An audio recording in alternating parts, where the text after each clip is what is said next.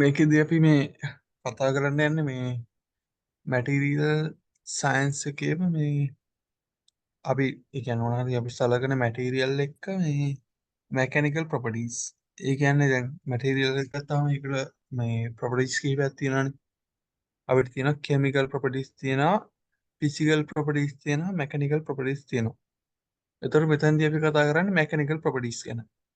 එතකොට මැකැනිකල් ප්‍රොපර්ටිස් ඒ කියන්නේ කොහොමද අපි මේ ඒවා මෙෂර් කරන්නේ, මොනවද ඒවට යූස් කරන ඉක්වේෂන්ස්, ඒ කියන්නේ සමීකරණ එන්නේ ඒ දේවල් ගැන මෙතනදී කතා කරනවා.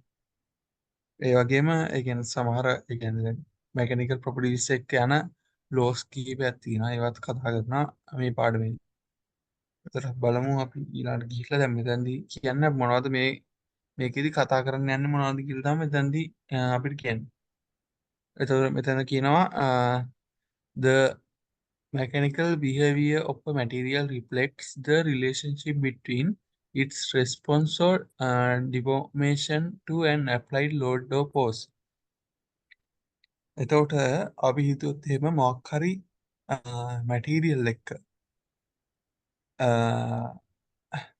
මැකැනිකලි බිහේවියර් ඒ කියන්නේ කොහොමද අපි මේ ලෝඩ් එකක් හෝ ෆෝස් එකක් ඒ කියන්නේ මොකක් හරි බලයක් හරි මොකක් හරි ඒ කියන්නේ මොකක් හරි බලයක් අපි මේ මැටීරියල් එකට යොදද්දී ඒකේ වෙනස් වීම කොහොමද කියන එක ගැන තමයි මේ මෙකැනිකල් ප්‍රොපර්ටිස් වලදී අපි මේ අධ්‍යයනය කරන්නේ. එතකොට කියනවා the mechanical මෙතන කියනවා the mechanical properties of materials are ascertained by performing carefully designed laboratory experiments that replicate as nearly as possible the service conditions. හරි. එතකොට දැන් මේ mechanical properties of material ඒ කියන්නේ material එක අපි ගන්න මොකක් හරි ද්‍රව්‍යයක mechanical properties අපි ඒ කියන්නේ ඒවා හොයන්න යද්දී අපි සාමාන්‍යයෙන් ඒවා හොයන්න use කරන්නේ සාමාන්‍ය lab වල තමයි ඒ practicals කරන්නේ. ඒ කියන්නේ ඒවා දැන් මොකක් හරි අර අපිට හිතන්න අපි නිකන් උදාහරණයකට හිතමු මොකක් හරි material එක අපිට හොයන්න ඕනේ ඒකේ ඒ කියන්නේ ඒ කොච්චර දැන් අපි මොකක් හරි ඒකට බලයක් දීලා දෙපැත්තට අදිනවා කියලා හිතන්නකො මොකක් හරි යකඩ කෑල්ලක් වගේ හිතන්නකො යකඩ කෑල්ලක් වගේ මොකක් හරි බලයක් දීලා දෙපැත්තට අදිද්දී ඒ කියන්නේ කොච්චර බලයක් ඒකද දරා ගන්න පුළුවන්ද අන්න ඒ වගේ මේ ප්‍රැක්ටිකල්ස් අපිට තියෙනවා කරන්න මේ මැකැනිකල් ප්‍රොපර්ටිස් හොයද්දි මැටීරියල් එක අන්න ඒ වගේ මැකැනිකල් ප්‍රොපර්ටිස් හොයද්දි අපි ඒවා කරන්නේ මොකක් හරි මේ ලැබොරටරි එක්ස්පෙරිමන්ට් විදිහට තමයි ඒවා කරන්නේ එතකොට mechanical properties are of concern to a variety of parties, example producers and consumers of materials, research organizations, government agencies that have differing interests. Mechanical properties are of concern to a variety of parties. හරි. එතකොට දැන් අපි හිතන්න අපිට මොකක් හරි ඒ කියන්නේ material එකක් දැන් හිතන්න අපිට අපි හදනවා කියලා නියතන මොකක් හරි අයන් එක. අයන් එක අපි යූස් කරන මැටීරියල් එක නෙමෙයිනේ අපි දැන් මොකක් හරි වෙන හිතන්න තව කෙටල් එකක් කෙටල් එකේ අයන් එක උදාහරණයක් ගන්නකො. ඒතර අයන් එකේ එදී අපි යූස් කරන අර පල්ලයට යූස් කරන මැටීරියල් එක නෙමෙයි අපි යූස් කරන්නේ කෙටල් එකේ රත් වෙද්දී. ඒ කියන්නේ අයන් එකේ රත් වෙන තමයි වෙන්නේ. ඒ වුණාට කෙටල් එකේ ඒ කියන්නේ අර මොකක්ද ඒක හරහා අපි අර ඒ කියන්නේ සන්නයනය කරන්න පුළුවන් වෙන්න බෑ තාපය කෙටල් එකේ වතුර අපි දාලා රත් කරද්දි එතකොට දැන් අයන් එකේදී වෙන්නේ ඒකේ වෙනම මෙකැනිසම් එකක් ඒකේ තියෙනවා. එතකොට ඒ වගේ අපි ඒ කියන්නේ අර අපි යූස් කරන මැටීරියල් එකේ මෙකැනිකල් ප්‍රොපර්ටිස් අපි ඒ කියන්නේ ඒක යූස් කරන්න මොකේටද කියන එකත් එක්ක රඳාපවතිනවා. ඒ කියන්නේ අපි ඒ කියන්නේ එක මැටීරියල් එක අපි මොනවා හරි වැඩ දෙකකට යූස් කරනවා නම් එක තැනක යූස් කරන්න එක අපි යූස් කරන එක අවස්ථාවකදී ඒකට තියෙන්න ඕනේ මෙකැනිකල් ප්‍රොපර්ටිස් උයි අනිත් තැනදී ඒකට තියෙන්න ඕනේ මෙකැනිකල් ප්‍රොපර්ටිස් වෙනස් වෙන්න පුළුවන්. එතකොට ඒක මේ මෙන්න මේ වගේ අපි ඒක හදන ප්‍රොඩියුස් අනුව ඒ කියන්නේ ඒ මැටීරියල් එක ඒ මැකැනිකල් ප්‍රොපර්ටිස් ඒ කියන්නේ ඒ විදිහට mechanical properties නිකන් අපි laboratory experiments කරලා ඒ කියන්නේ ඒක හදාගන්න producers අනුව ඒක වෙනස් වෙන්න පුළුවන්. ඊට පස්සේ consumer කියන්නේ ඒක use කරන කෙනා අනුව ඒ කියන්නේ ඒක එයාට ඕනේ mechanical properties ඒ කියන්නේ මොනවද කියන එක වෙනස් වෙන්න පුළුවන්. ඊට පස්සේ අනිත් රිසර්ච් ඕගනයිසේෂන් එයාලට අවශ්‍ය විදිහට ඒක වෙනස් වෙන්න පුළුවන්. ගවර්න්මන්ට් ඒජන්සිස් ඒ කියන්නේ ඒ තැනට අනුකූලව අපිට මේ මෙකැනිකල් ප්‍රොපර්ටිස් ඒ කියන්නේ එතෙන්ට අවශ්‍ය විදිහට අපි කස්ටමයිස් කරන්න ඕන. එතකොට consequently it is imperative that there be some consistency in the manner in which tests are conducted and in the interpretation of their results. It is imperative that there be some consistency in the manner in which tests are conducted and in the interpretation of their result. එතකොට දැන් අපි කතා කරන්නේ ලැබොරටරි experiment ටිකක් කරන්න බෑ. ඒවා තමයි එතන මේ කියන්නේ ගන්න ටෙස්ට් ටික. එතකොට දැන් අපිට මෙන්න මේ වගේ අපි විවිධ කට්ටියට ඒ කියන්නේ අපි මැටීරියල් දෙනවා නම් ඒ මැටීරියල්ට අවශ්‍ය මැකැනිකල් ප්‍රොපර්ටිස් එක එක්කෙනා අනුව වෙනස් වෙනවා කියලා අපි කතා කරන්නේ. එතකොට ඒ විදිහට එන්නේ අවශ්‍ය මැකැනිකල් ප්‍රොපර්ටිස් ටික හදාගන්න අපි ඒ ටෙස්ට් වලින් බලන්න ඕනේ ඒවා අපිට ඕනේ විදිහට තියෙනවද කියලා. එතකොට ඒ විදිහට තමයි අපි හරියට ඒ කියන්නේ ඒ කියන්නේ යූස් කරන කෙනාට අනුකූලව අපිට එයාට අවශ්‍ය විදිහේ මැකැනිකල් ප්‍රොපර්ටිස් ටිකක් දෙන්න පුළුවන් වෙන්න ඕනේ. ඊට පස්සේ the present discussion is confined primarily to the mechanical behavior of metals, polymers, and ceramics are treated separately because they are to a large degree mechanically dissimilar to metals. හරි දැන් මෙන්න මෙතනදී අපි මේ mechanical properties කියලා කතා කරන කලදී අපි mainly කතා කරන්නේ metals ගැන. හරිද? ඊට අමතරව අපිට තියෙනවා polymers, ceramics එහෙම තියෙනවා. එතකොට ඒවා ගැන අපි මේ වෙනම කතා කරනවා. මොකද ඒවා ට්‍රීට් කරන්න. ඒ කියන්නේ ඒවා නිෂ්පාදනය කරන්න ඒවට අර යොදන මොනවා හරි කිමිකල් යොදනවා නම් ඒවා වෙනස්. එතකොට අපිට මේක මැකැනිකල් ප්‍රොපර්ටිස් මෙන්න මේ මෙටල්ස් එක්ක පොලිමයි සෙරමික් කියන ඒවා සංසන්දනය කරන්න බෑ. ඒ නිසා තමයි අපි මේ ඒක වෙනම කතා කරනවා. දැන් අපි මෙතනදී කතා කරන්න යන්නේ mechanical properties, mechanical behavior of metals කියන එක තමයි. ඊට පස්සේ කියනවා the role of structural engineers is to determine stresses and stress distribution within member that are subjected to well defined loads. එතකොට දැන් මෙතන කියන්නේ structural engineers ලා ගන්නේ. ඔය ස්ට්‍රක්චරල් ඉන්ජිනියර්ස්ලා කියලා කියන්නේ දැන් අර වල් දැකලා ඇති නිකන් ගෙවල් වලත් අර හදද්දී ඔය බාල්ක දානවා කියලා කියන්නේ. එතකොට මෙන්න මේ වගේ සමහර දැන් තියෙනවා දැකලා තියෙනවද අපි නිකන් උදාහරණයක් ගමු තනක්. මෙන්න මේ වගේ දැන් තියෙනවා. ඔහොම මේ මැද බාල්ක මේක දුනා එක. මැද බාල්කේ ඔන්නෝම තියෙනවා. ඊට පස්සේ මෙන්න මෙතන මෙන්න මෙහෙම සමහර තැන්වල තියෙන මෙන්න මෙහෙම ඔන්න ඔය වගේ සමහර තැන් තියෙනවා දැකලා ඇති ඔයාලා. එතකොට මෙන්න මේ බාල්ක ගහද්දි මෙන්න මේක උඩ වහලයක් එනවනේ. එතකොට මේ වහලේ බර ඒකට දරා ගන්න පුළුවන් වෙනවා. හරිද? එතකොට ඒක දරා ගන්න පුළුවන් වෙන්න තමයි අපි මෙන්න මේවා ඩිසයින් කරලා තියෙන්නේ. ස්ට්‍රක්චරල් ඉන්ජිනියර්ස්ලා තමයි ඒවා ඩිසයින් කරන්නේ. එතකොට ඔන්න ඔය මෙන්න මේ එක මේ කියන්නේ මෙතෙන්ට එක ලීයක් වටේ දැන් අපි ගත්තාම මේකේ මෙතෙන්ට එක ලීයක් වටින්නේ. ඒතර මේකට එක ලීයක්. මෙතෙන් තව ලීයක්. ආයෙ මෙතෙන්ට තව ලීයක්, මෙතෙන් තව ලීයක්, මෙතෙන් තව ලීයක්. එතකොට ඔන්න ඔය එක ලී වලට දරා ගන්න පුළුවන් ස්ට්‍රෙස් එකක් තියෙනවා. ඒ කියන්නේ ඒකට අර ඊට වැඩි අර ස්ට්‍රෙස් එකක් ගන්න බෑ. එතකොට ඔක් කඩන වෙනවා.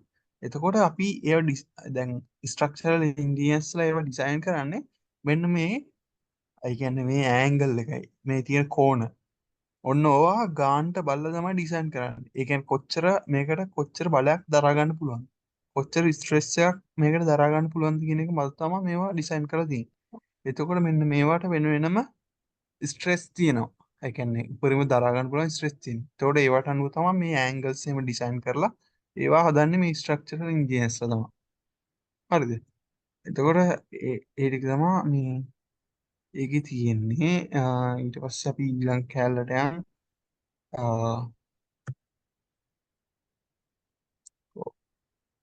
හරි. මෙතන කියනවා if a load is static or changes relatively slowly with time and is applied uniformly over cross-section or surface of a member. The mechanical behavior may be as a ascertained by a simple stress strain test. එතකොට දැන් අපි හිතුවත් එහෙම මොකක් හරි බලයක් static එකක් හරි static එකක් කියන්නේ ඒ කියන්නේ දිගටම අර එක විදිහට තියෙන ලෝඩ් එකක් හරි ලෝඩ් එකක් කියන්නේ මෙතන බලයක් වගේ බලයක් හරි නැත්නම් රිලේටිව්ලි ස්ලෝලි චේන්ජ් වෙන බලයක්. ඒ කියන්නේ ඔය වගේ මොකක් හරි බලයක් අපි යෙදුවා කියලා හිතන්නකෝ මෙන්න මේ වගේ එකකට. මේක අතර කතා කරන්නේ මෙන්න මේ වගේ එකක්. මොකක් හරි අපිට තියෙනවා දැන් මම ගන්නකෝ රවුම් එකක් ගමුකෝ අපි ලේසියට ඔන්න ඔහම අපිට තියෙනවා මොකක් හරි යකඩ කෑල්ලක් වගේ ඔහොම එකක් තියෙනවා කියලා හිතන්නකෝ. එතකොට අපි දන්න මෙන්න මේ පැත්තට අපි මෙන්න මේ ඒරියා එකට මෙන්න මේ වර්ගඵලය තියෙනවනේ. මෙන්න මේ වර්ගඵලයට අපි දැම්මා කියලා හිතන්න මෙන්න මේම ඔහොම උඩට මේ බලයක් දානවා. අන්න එතෙන්ට බලයක් දැම්මම දැන් අපි බලය වැඩි කරන්න යද්දි මොකද වෙන්නේ? එන්න එන්න මේක සමහර විට මෙහාට ඇදෙන්න පුළුවන්. මෙතන අපි අර එක විදිහට කොහේ හරි හිර කරලා තියෙනවා නම් ඕක ඇදෙන්න පුළුවන් නේ උඩට. අපි බලය වැඩි කරන්න යද්දි. අන්න එතකොට අපි ඕකට ඒ කියන්නේ කියන නම් ටිකක් තියෙනවා. මේක අදින එකට. ඊට පස්සේ අපි මෙහාට බලය යොදන එකට. ඔයාලට කියන නම් ටිකක් තියෙනවා. එතකොට අපි කතා කරන්න වෙන the mechanical behavior may be ascertained by a simple stress and strain test. එතකොට මෙතන ස්ට්‍රේස් කියලා එකක් ගැන අපි කතා කරන්න යනවා ඉස්සරහට. ආයි ස්ට්‍රේන් කියලා එකක් ගැන කතා කරනවා. එතකොට මෙන්න මේ වගේ දේවල් වලදී අපි මේ ස්ට්‍රෙස් ඇන්ඩ් ස්ට්‍රේන් ටෙස්ට් එකක් කියලා කරනවා. එතකොට අපි කරන්නේ ඔකේ ප්‍රස්ථාරයක් තමයි අපිට එන්නේ. ඒ කියන්නේ මෙන්න මේ වගේ යකඩ කෑල්ලක් ඔහොම තියලා මේක එක පැත්තක් ඒ කියන්නේ සමහර විට ඒ කියන්නේ අර එකම බලයකින් දෙපැත්තට මැදගෙන යනවා නැත්තම් එක පැත්තක් අර එක විදිහටම මේ වගේ හිර කරලා තියලා මේ එක පැත්තක් විතරක් අදිනවා. එතකොට එන්න එක පැත්තක් විතරක් අදින එක පොඩ්ඩක් අර යුනිෆෝමිටි එක මේ හදිනවා. මොකද අර එතකොට මේ පැත්ත අර වැඩිපුර ඇදිනවා වගේ එකක් වෙනවා. එතකොට හුඟක් වෙලාවට කරන්නේ මේක දෙපැත්තම අදින එක. ඒක දෙපැත්ත ඇදලා මෙන්න මේ වගේ අපි ප්‍රස්ථාරයක් ගන්නවා ස්ට්‍රෙස් ස්ට්‍රේන්. ස්ට්‍රේන් එක x අක්ෂයට අරගෙන ස්ට්‍රෙස් එක y අක්ෂයට අරගෙන ප්‍රස්ථාරයක් අදින එක තමයි කරන්නේ. එතකොට ඒවා දැන් අපි ඉස්සරහට කතා කරනවා. එතකොට ඒක තමයි මෙතන කියන්නේ. ස්ට්‍රෙස් ස්ට්‍රෙන් ටෙස්ට් එකෙන් කරන්නේ ඒක. හරි ඊට පස්සේ කියනවා there are three principal ways in which a load may be applied, namely tension, compression and shear. එතකොට අපිට මේ මොකක් හරි load එකක් මොකක් හරි බලයක් මොකක් හරි මැටීරියල් එකකට අපි දානවා කියලා හිතන්නකෝ. එතකොට ඒකෙන් ඒ බලය දාන්න පුළුවන් විදි කීපයක් තියෙනවා. එකක් තමයි ටෙන්ෂන් එක. ටෙන්ෂන් එක කියන්නේ අපි අදිනවා ඒක. දැන් අර අපි මොකක් හරි නිකන් හිතන්න රබර් බෑන්ඩ් එකක් වගේ කියලා. රබර් බෑන්ඩ් එක අපි ඇඳහම ඒක ඇති වෙන්නේ ටෙන්ෂන් එකක්. එතකොට කම්ප්‍රෙෂන් එක අපිට ගන්න පුළුවන් උදාහරණයක් තමයි කම්ප්‍රෙස් කරනවා කියන්නේ හිතන්න මේවා එක මොකක්ද ස්ප්‍රින් එකක් කියලා. ස්ප්‍රින් එක අපි නිකන් අර තියෙන ගාන ඉඳලා අපි ඔහොම තද කරනවා. තද කරපුවම ඒක කම්ප්‍රෙස් වෙන්නේ. හරිද? අපි ඒක ඇද්දොත් ඒකෙත් ඇති වෙන්නේ මේ ටෙන්ෂන් එකක්. අපි ඔහොම පල්ලෙහාට තද කරොත් එහෙම ඒක කම්ප්‍රෙස් වෙනවා. ඒතර ෂියර් පෝස් කියන්නේ වෙනම එකක්. ඔය ෂියර් එක කියන්නේ අපි පැත්තකින් තලයේ දිගේ බලයක් දෙනවා එකක්. ඒතකොට ඒක අපි ඉස්සරහට කතා කරමු. ඒතර මේන්ලි අපි මුලින් මේ දෙක ගැන කතා කරනවා. ඇත්තටම ඔය මේ ටෙන්ෂන් කම්ප්‍රෙෂන් විදිහට අපි ස්ට්‍රෙස් ස්ට්‍රේන් ගැන තමයි කතා කරන්නේ. හරිද? ඒ කියන්නේ මේ ස්ට්‍රෙස් කියන්නේ සාමාන්‍යයෙන් මේ වෙන්න ටේෂන් වගේ එකක් ස්ට්‍රේන් කියන් කම්ප්‍රේෂන් වගේ එකක්. එහෙම නිකන් මතක තියාගන්න. අපි ඉස්සරහට බලමු ඒක මේ කොහොමද ඒ කියන්නේ වෙනස් වෙනවද වෙනස් වෙන්නේ කොහොමද කියලා බලමු. හරි ඊට පස්සේ දැන් අපි කතා කරන්නේ ස්ට්‍රෙස් ඇන්ඩ් ස්ට්‍රේන් ගැන තමයි කතා කරන්න යන්නේ. එතකොට ස්ට්‍රෙස් ගත්තාම මේ බලන්න අපි කරන්නේ මෙන්න මේ වගේ මොකක් හරි අපිට මැටීරියල් එකක් තියෙනවා කියලා හිතන්නකෝ. මේ සිලින්ඩර් ආකාර ඔහොම මැටීරියල් එකක් තියෙනවා. එතකොට අපි අපිට කලින් තිබ්බ මැටීරියල් එක තමයි මේ කඩඉරි වලින් මේ නිල් පාටින් ඇඳලා තියෙන්නේ. නිල් පාටින් කඩඉරි වලින් ඇඳලා තියෙන කලින් තිබ්බ මැටීරියල් එක. එතකොට අපි මෙන්න මේ මැටීරියල් එකේ මෙන්න මේ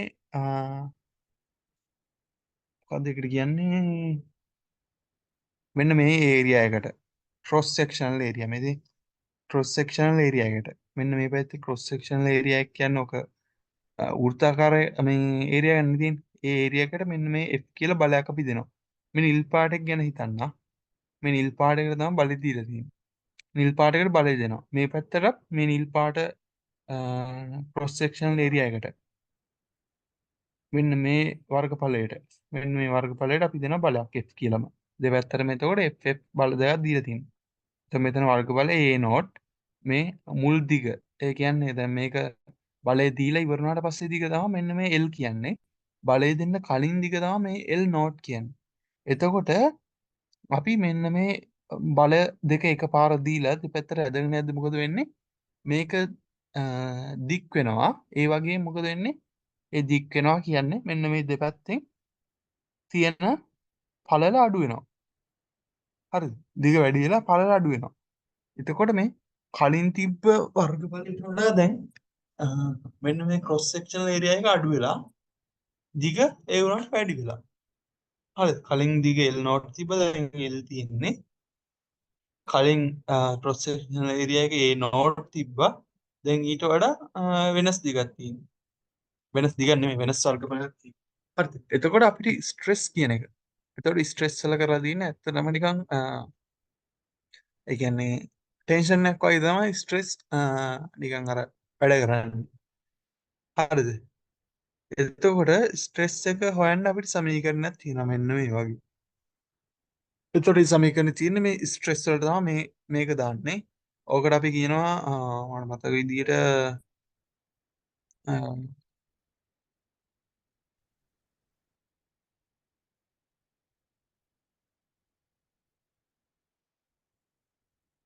සයිලන් මේක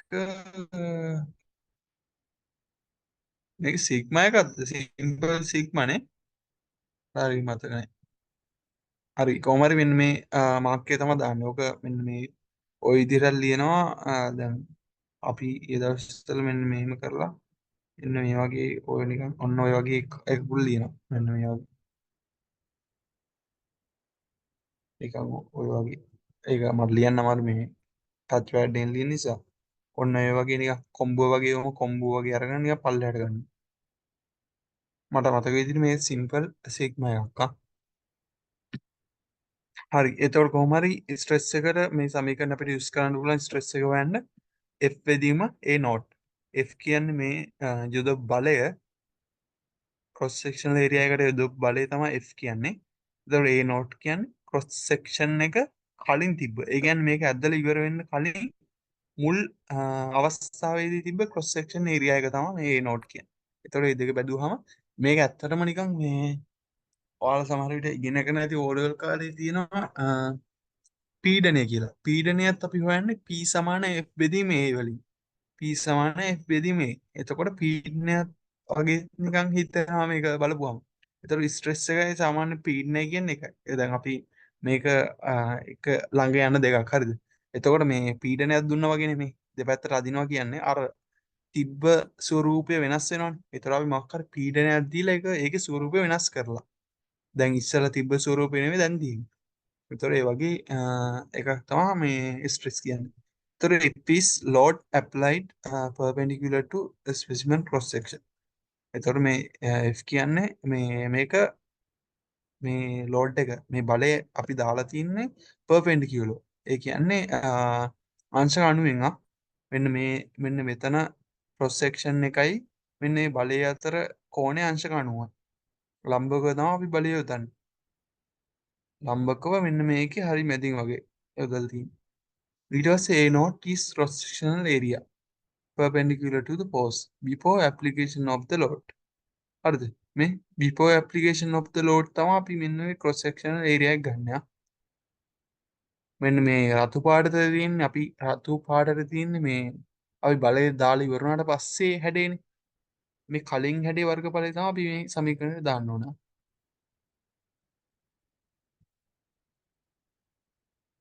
හරි. එතකොට ඊට පස්සේ strain.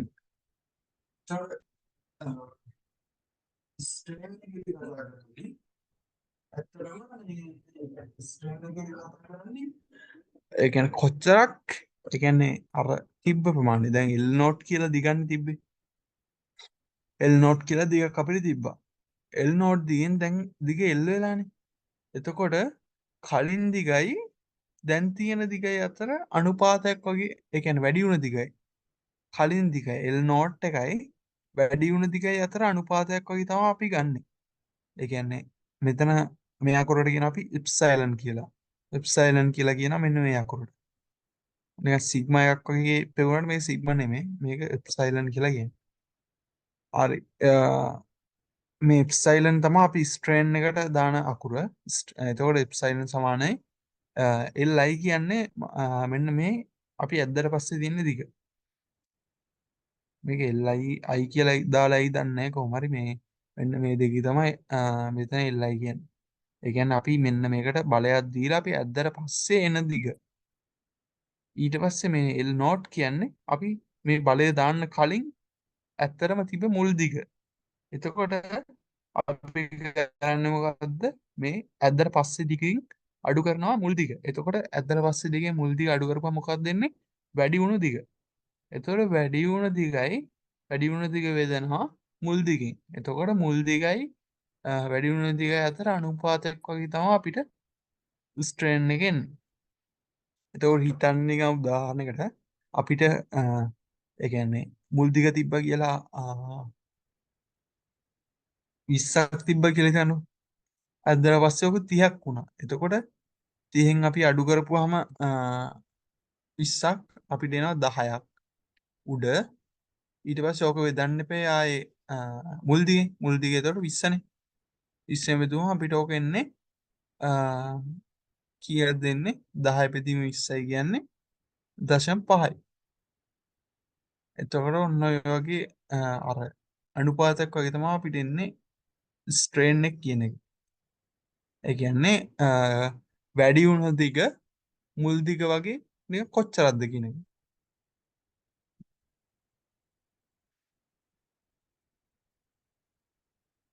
හරි. ඊට පස්සේ මෙතන කතා කරන්නේ ස්ට්‍රෙස් ඇන්ඩ් ස්ට්‍රේන් ගැන. Stress and strain are positive for tensile loads are negative for compressive loads. එතකොට මේ ස්ට්‍රෙස් ඇන්ඩ් ස්ට්‍රේන් කියන දෙකම අපි හිතුවොත් එහෙම ටෙන්සයිල් ලෝඩ්ස් ටෙන්සයිල් ලෝඩ්ස් කියන්නේ මෙන්න මේ දෙපැත්තට දිනනවා. මේ අපි බලය දාලා තියෙන්නේ මේ අපි යූස් කරන මැටීරියල් එකේ පැත්තට නෙමෙයි එකකින් එළියට මේ. ඒකෙන් එළියට නම් බලය තියෙන්නේ ස්ට්‍රෙස් ඇන්ඩ් ස්ට්‍රේන් මේ ස්ට්‍රෙස් එකයි ස්ට්‍රේන් එකයි කියන දෙකම පොසිටිව්. ඒ කියන්නේ ධනයි. හරිද? ධනයි. එතකොට කම්ප්‍රෙසිව් ලෝඩ්ස් කියන්නේ කම්ප්‍රෙස් කරනවා කියන්නේ මෙන්න මේ මැටීරියල් එකේ පැත්තට අපි බලය යොදනවා. එතකොට මේක තද වෙන එක නෙවෙන්නේ. ඒක තද වෙනවා කියන්නේ අන්න ඒ වෙලාවේදී මෙන්න මේ ස්ට්‍රෙස් එකයි ස්ට්‍රේන් එකයි කියන්නේ නෙගටිව්. ඒ කියන්නේ ඍණ විදියට තමයි අපි සලකන්නේ. ඒතර ගණන් හදද්දී අපි මේ එළියට බලි දාලා තිනවා නම් ඒවා ධන විදියට ගන්නවා. මේ කම්ප්‍රෙසිව් ස්ට්‍රෙස් නම් තියෙන්නේ ඒවා අපි ඍණ විදියට තමයි සලකන්නේ. හරි. ඊට පස්සේ මෙතන කතා කරන ස්ට්‍රෙස් ඇන්ඩ් ස්ට්‍රේන්. ඒ කියන්නේ අපි කතා කරපු ස්ට්‍රෙස් එකයි ස්ට්‍රේන් එකයි අතර සම්බන්ධය. හරිද? ඊට පස්සේ මෙතන කියනවා for most metals that are stressed in tension and at relatively low levels stress and strain are proportional to each other to the relationship. එතකොට අපි මේ ස්ට්‍රෙස් එකයි ස්ට්‍රේන් එකයි ගත්තාම ඒක ප්‍රොපෝෂන් වෙනවා. ප්‍රොපෝෂන් වෙනවා කියන්නේ මොකද්ද? සමානුපාත වෙනවා. ඒ කියන්නේ මම නිකන් ලියලා පෙන්නන්නම්. මේකේ තියෙන ස්ට්‍රෙස් එක සමානුපාත වෙනවලු මෙන්න මේ ලකුණු දාන්න. ඔයාලා දැකලා ඇති. ওই ලකුණු දාන්නේ ස්ට්‍රෙස් එක සමානුපාත වෙනවලු ස්ට්‍රේන් එකට. හරිද? ස්ට්‍රෙස් එක සමානුපාත වෙනවලු ස්ට්‍රේන් එකට. එතකොට ඔන්න සමානුපාත කියන නැති කරන්න අපි කරන්නේ නියතයක් දාන එක. එතකොට මෙතනදී අපි යූස් කරන නියතය තමයි අපිට කියන්න පුළුවන් මොඩියුලස් ඔෆ් ඉලාස්ටිසිටි කියලාත් කියන අපි එකට යම් මොඩියුලස් කියලාත් කියනවා. අපි සාමාන්‍ය යූස් කරන්නේ මේ යම් මොඩියුලස් කියන නම තමයි. එතකොට අපිට ඒක මයින්න පුළුවන්. ඒ දාන නියතේ කැපිටල් E කියන එක අපිට මයින්න පුළුවන් ගිගා පැස්කල් වලින් ඕ PSI කියලා තව යුනිට් එකක් තියෙනවා. ඒ දෙකෙන්ම අපිට මයින්න පුළුවන්. ඒ දෙකෙන් තමයි අපිට ඒකේ යුනිට්ස් එන්නේ. එතකොට අපිට ගන්න පුළුවන් මෙන්න මේකේ සමානුපාතය. සමානුපාතය කියන්නේ ප්‍රොපෝෂනල් එක නැති කරගන්න අපි දාන නියතයක්. ඒකට කියන කැපිටල් E යං මොඩියුලස් කියලා. එතකොට අපිට සූත්‍රයක් සමීකරණයක් ගන්න පුළුවන්. සිග්මා සමානයි capital E into epsilon. Capital E වතාවක් එප්සයිලන්. ඒ කියන්නේ ස්ට්‍රෙස් එක ඉක්වල් වෙනවා ස්ට්‍රෙස් එක සමාන වෙනවා කැපිටල් E වතාවක් යං මොඩියුලස් එක වැඩි කිරීම ස්ට්‍රේන් එක මේ තියෙන මේ සමීකරණ.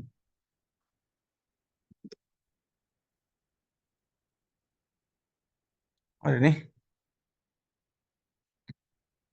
හරි ඊට පස්සේ මොකද්ද කියන්නේ බලමු.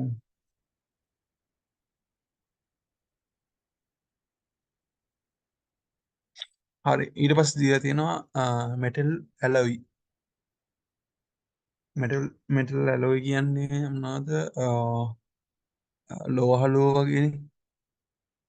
මෙටල් ඇලොයි ටිකක ලෝහ ටික කියලා හිතන්න මේ ඇලුමිනියම් තියෙනවා බ්‍රාස් තියෙනවා කොපර් තියෙනවා මැග්නීසියම් තියෙනවා නිකල් තියෙනවා ස්ටීල් තියෙනවා ටයිටේනියම් තියෙනවා ටන්ස්ටන් තියෙනවා. ඒ ලෝහ ටිකක අපිට දීලා තියෙනවා මොඩියුලස් එක. ඒ කියන්නේ මෙන්න මේ යං මොඩියුලස් එක අපිට දීලා තියෙනවා ලෝ පැස්කල් වලින් නම් 69යි.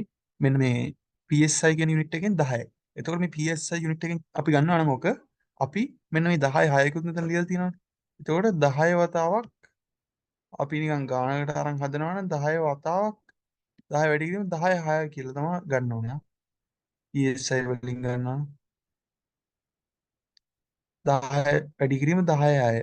එතකොට මෙතන 14 ගන්නවා 14 වැඩි කිරීම 10 6. හරිද? එතකොට මෙන්න මෙතනදී අවුලක් නැහැ ඒක.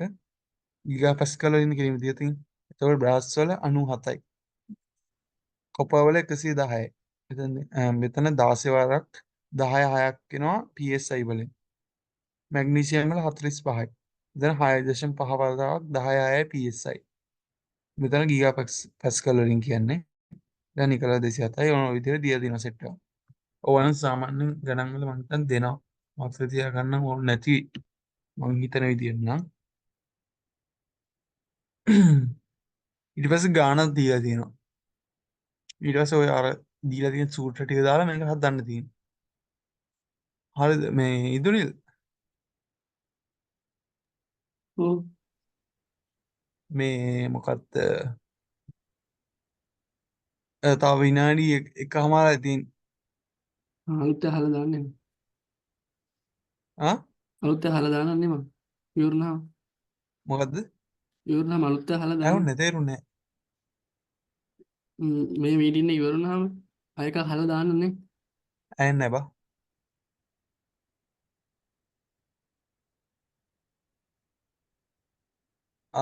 ආ